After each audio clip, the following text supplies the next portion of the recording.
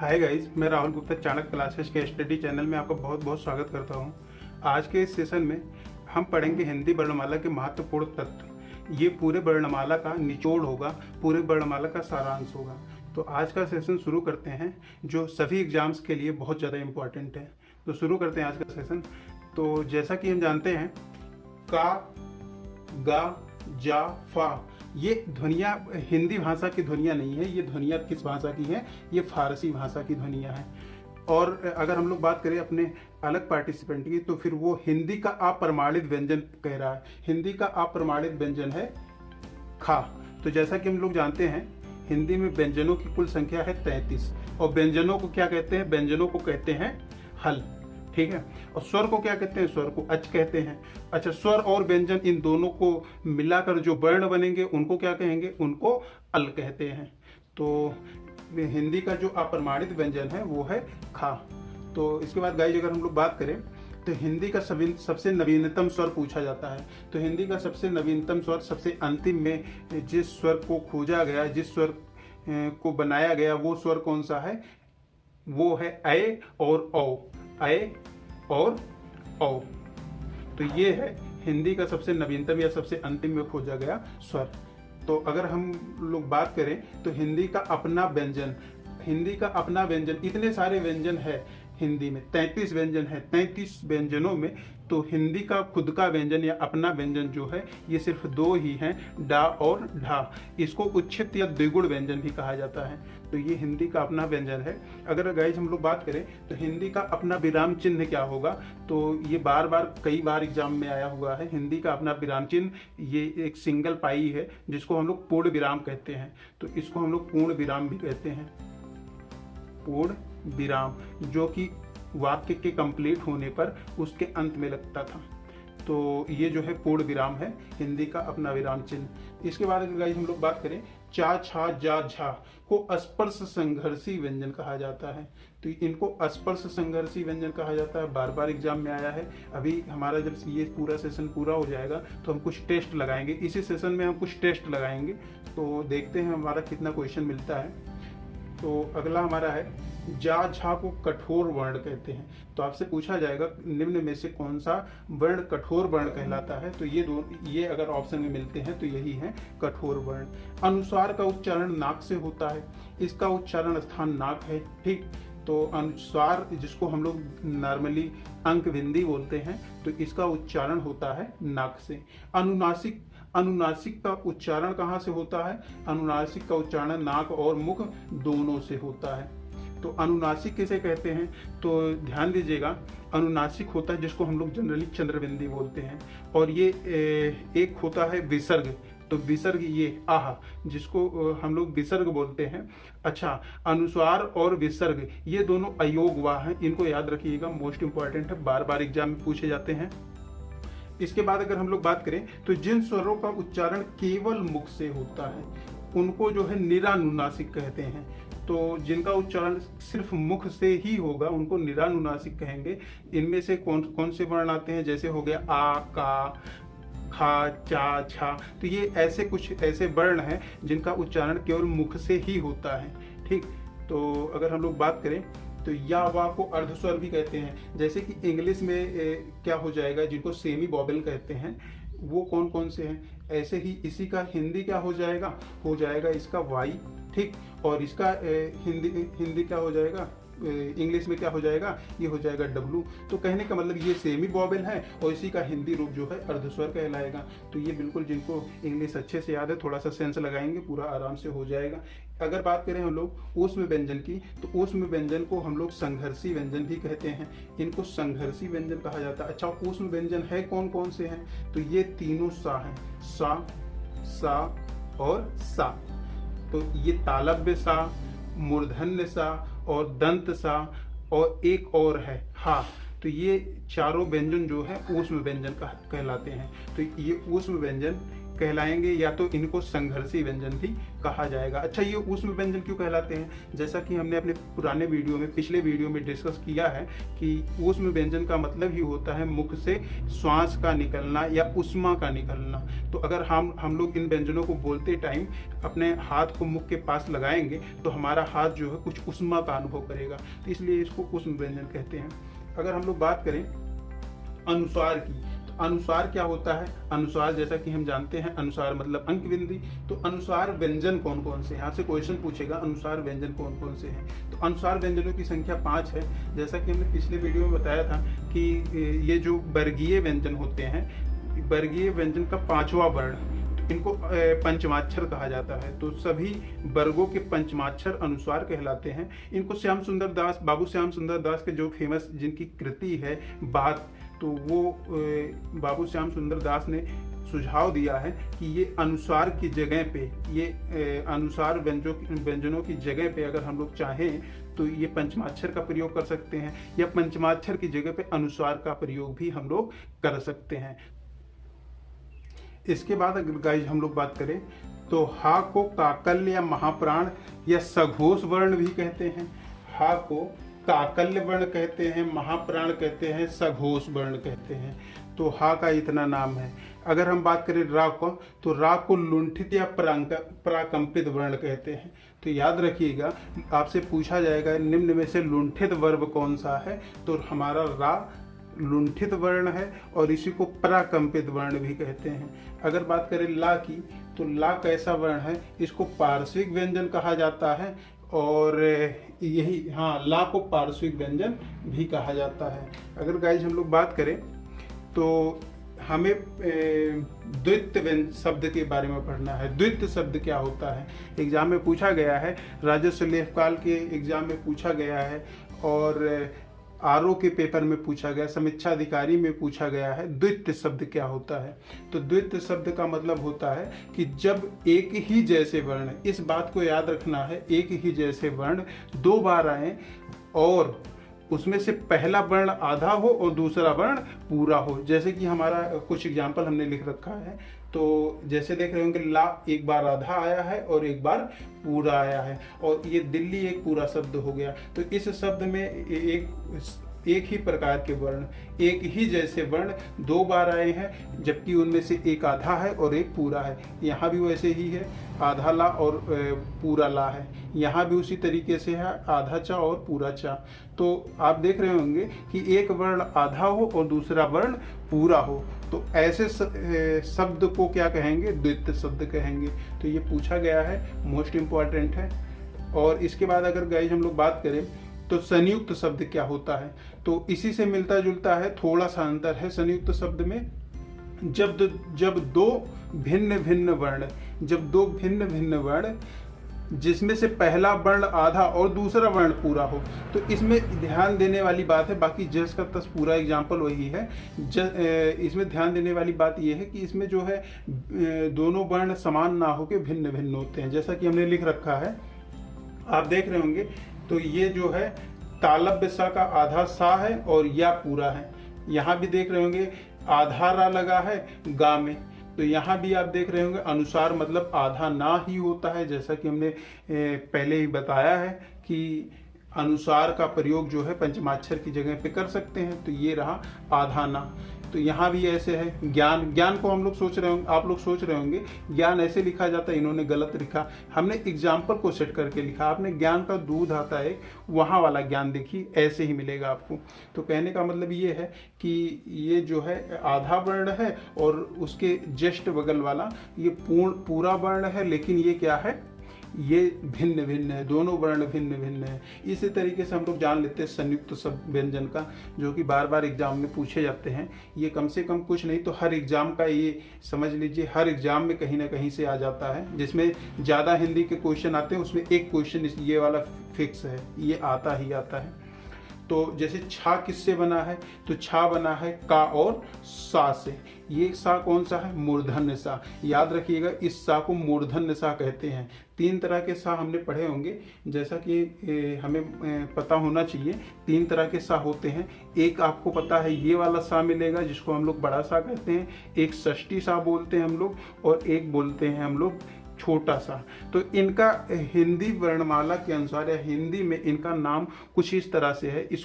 इसको कहा जाता है तालव्य सा, तालव्य सा कहा जाता है, और इसको कहा जाता है मूर्धन्य सा, और इसको कहा जाता है दंत सा, क्योंकि ये इनका उच्चारण स्थान है, ये उच्चारण स्थान से इनका नाम ये पड़ा है। तो हम याद रखेंगे इसको। अगर तरा की बात करें तो तरा बना है ता और रा से। अगर ज्ञा की बात करें हम लोग तो ज्ञा किससे बना है, जा और इया से।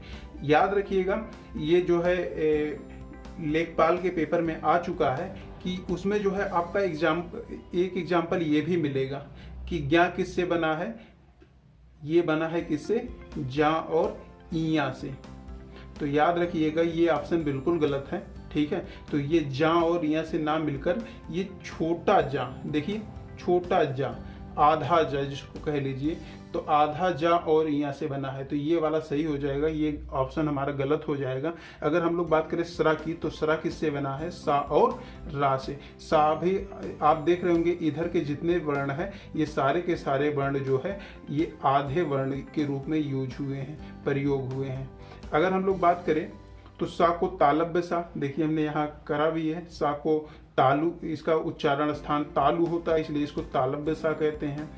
कंठ और तालु के बीच में ध्यान दीजिएगा, ये तालव्य सा तालु, ये जो है हमारे जीवा के ऊपर वाला भाग जो होता है उसे तालु बोलते हैं। मूर्धन्य क्या कहते हैं, तालु और कंठ के बीच का जगह मूर्धा कहलाता है, इसीलिए इसको मूर्धन्य सा कहते हैं। इसका उच्चारण स्थान मूर्धा होता है। और दंत सा, इसमें जीवा दांत को टच करती है, तो ये दंत सा हो गया। हा को कंठ से बोला जाता है, इसे काकल्य वर्ण भी कहते हैं, जैसा कि हमने ऊपर ही बता दिया है। अगर हम लोग बात करें तो फारस के लोग, तो गाइज अगर हम लोग इसको थोड़ा सा और अच्छे से समझे तो हमने ये बहुत अच्छे से बताया है अपने पहले वीडियो में। जिन्होंने मेरा पहला वाला वीडियो नहीं देखा वो जाके देख सकते हैं, इसको हमने बहुत अच्छे से करा है, इसकी पूरी हिस्ट्री हमने बताई है।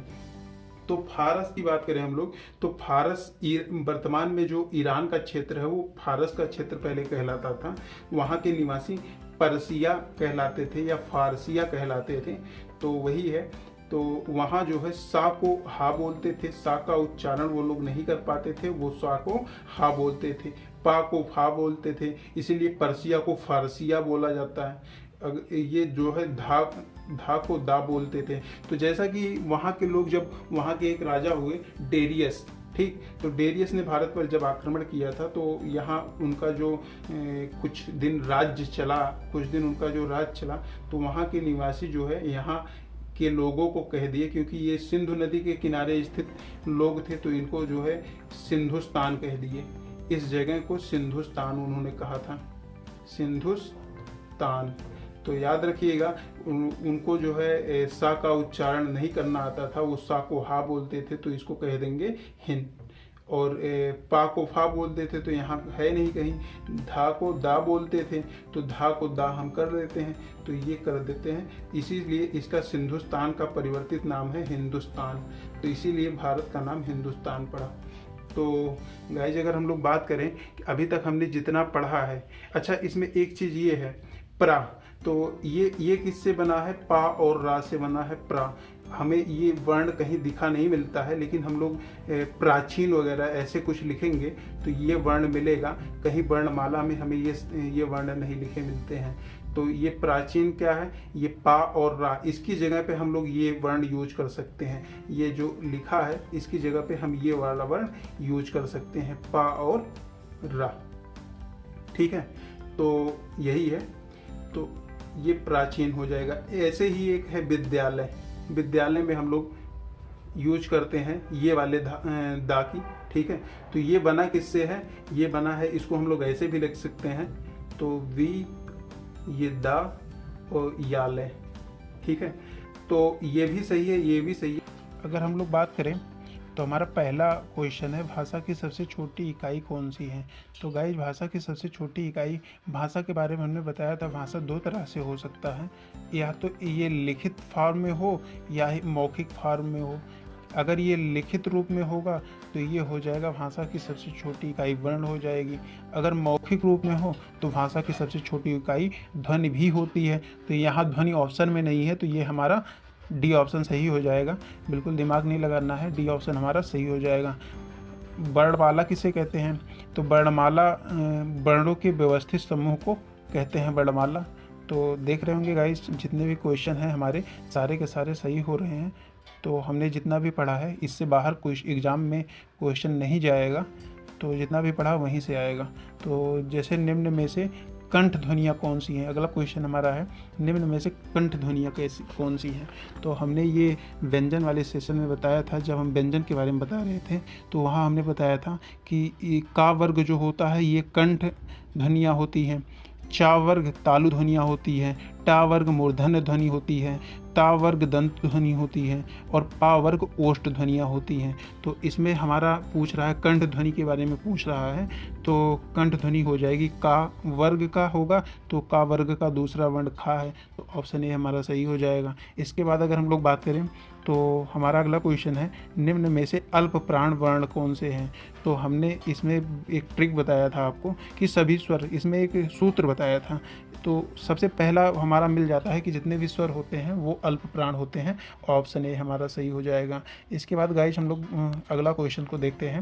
हमारा अगला क्वेश्चन है, ए वर्ण कैसे वर्ण कहलाते हैं। तो जैसा कि हम लोग जानते हैं कि हम ये स्वर हैं।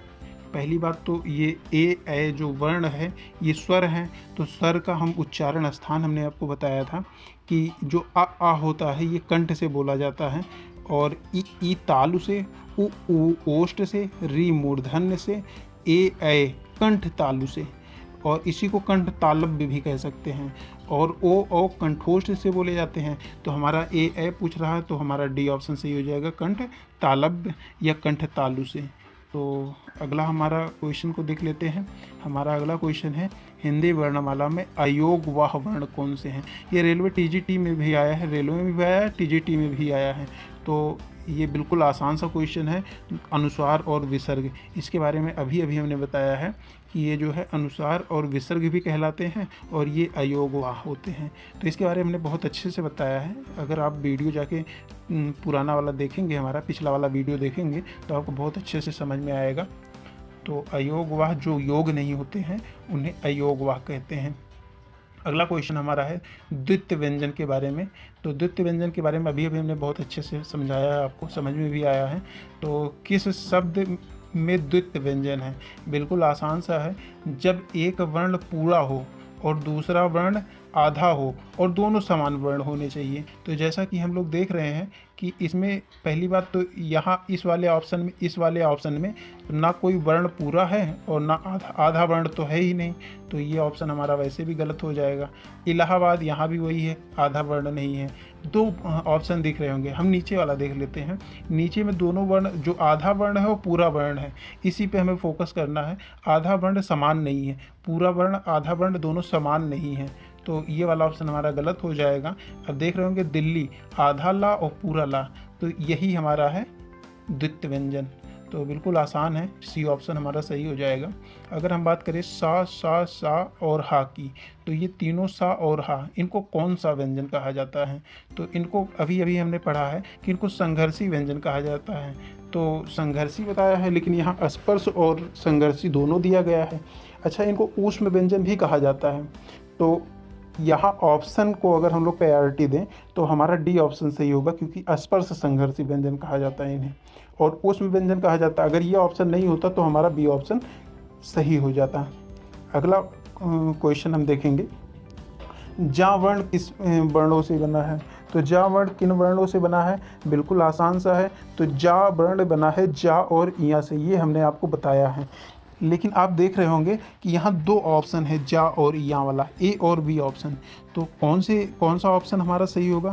तो गाइज हमने वहाँ आपको लिखवाया भी है कि अगर ये जो जा होता है ये आधा वर्ण होता है, और जो पंचमाक्षर होता है इया जो है ये पूर्ण वर्ण है।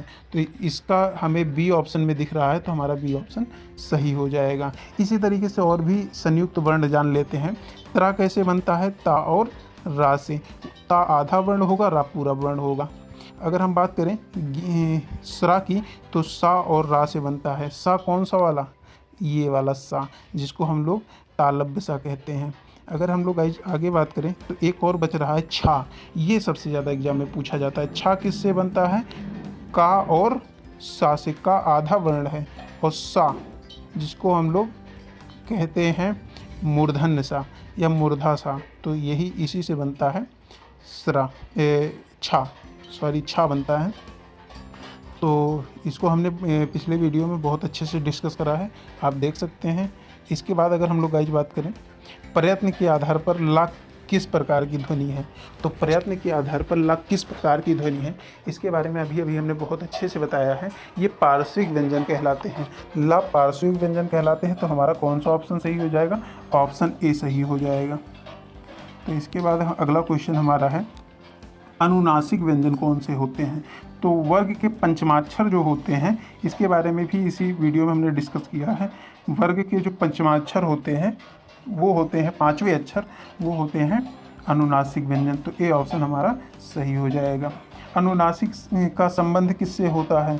तो अनुनासिक वर्ण किससे बोले जाते हैं? तो ये भी हमने इसी वीडियो में अभी डिस्कस किया है कि अनुनासिक जो होते हैं नाक और मुख दोनों से बोले जाते हैं। तो ये हमारा सी ऑप्शन सही हो जाएगा। देख रहे होंगे गाइस सारे क्वेश्चन लग रहे हैं, तो ये भी वही एकदम सेम क्वेश्चन है। अनुनासिक का संबंध किससे होता है? नाक और मुख से। तो अगला हमारा है निम्न में से कौन सा एक संयुक्त व्यंजन नहीं है? तो संयुक्त व्यंजन के लिए अभी हमने बताया है, संयुक्त व्यंजन के लिए जो व्यंजन दूसरे व्यंजनों की सहायता से ना बने हो वो संयुक्त व्यंजन नहीं है।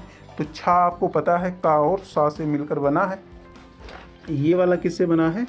का और सा से, ठीक है। और ये किससे बना है? ता और रा से। और ये किससे बना है? जा और या से। ये सा किसी से मिलकर नहीं बना है, तो ये जो है संयुक्त व्यंजन नहीं होगा। तो गाइस देख रहे हैं सारे क्वेश्चन हमारे लग रहे हैं। अगला क्वेश्चन कर लेते हैं, हिंदी में कुल व्यंजन की संख्या कितनी है? तो हिंदी में कुल व्यंजनों की संख्या हमने बताया है कि स्वरों की संख्या 11 है, व्यंजनों की संख्या 33 है। तो व्यंजनों की संख्या 33 हो गया हमारा। जिन स्वरों को बोलने में कम समय लगता है उन्हें क्या कहते हैं? तो भाई जिन स्वरों को बोलने में कम समय लगता है उन्हें हम लोग ह्रस्व स्वर कहते हैं। जिन स्वरों को बोलने में ह्रस्व स्वर की तुलना में दुगुना समय लगता है उन्हें कहते हैं दीर्घ स्वर। और जिन स्वरों को बोलने में ह्रस्व स्वरों की तुलना में 3 गुना समय लगता है उन्हें प्लुत स्वर कहते हैं। तो इस तरह से हमारा ऑप्शन सही हो जाएगा। यहाँ सबसे कम समय पूछ रहा है तो ये हमारा हो जाएगा ह्रस्व स्वर। तो गाइज सारे क्वेश्चन हमारे हो गए हैं, और वीडियो आपको कैसा लगा ये कमेंट बॉक्स में हमें बताइएगा। और हमारे वीडियो को लाइक, सब्सक्राइब और शेयर करें, जिससे जो है हमारे वीडियो का सबसे पहले लिंक आपको मिल सके, सबसे पहला अपडेट आपको मिल सके।